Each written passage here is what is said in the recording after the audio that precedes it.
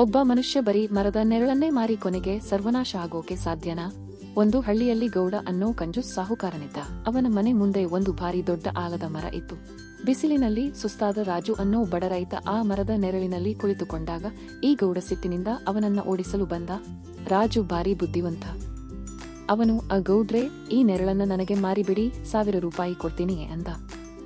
ಆಸೆಗೆ ಬಿದ್ದ ಗೌಡ ತಕ್ಷಣ ಒಪ್ಪಿಕೊಂಡ. ಆದರೆ ಅಸಲಿ ಆಟ ಆಮೇಲೆ ಶುರುವಾಯಿತು. ಮಧ್ಯಾಹ್ನ ಕಳೀತಾ ಹೋದ ಹಾಗೆ ಮರದ ನೆರಳು ಗೌಡನ ಮನೆಯೊಳಗೆ ಚಲಿಸಲು ಶುರು ಮಾಡಿತು. ರಾಜು ಕೂಡ ನೆರಳನ್ನೇ ಹಿಂಬಾಲಿಸುತ್ತಾ ನೇರವಾಗಿ ಗೌಡನ ಮನೆಯ ಹಾಲ್ ಒಳಗಡೆ ಬಂದು ಆರಾಮಾಗಿ ಮಲಗಿಕೊಂಡ.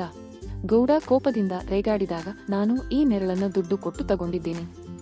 ನೆರಳು ಎಲ್ಲೋಗುತ್ತೋ ನಾನು ಅಲ್ಲೇ ಇರ್ತೀನಿ ಅಂದ ರಾಜು. ರಾತ್ರಿ ಹೊತ್ತಿಗೆ ನೆರಳು ಗೌಡನ ಬೆಡ್ರೂಮ್ ತಲುಪಿತು.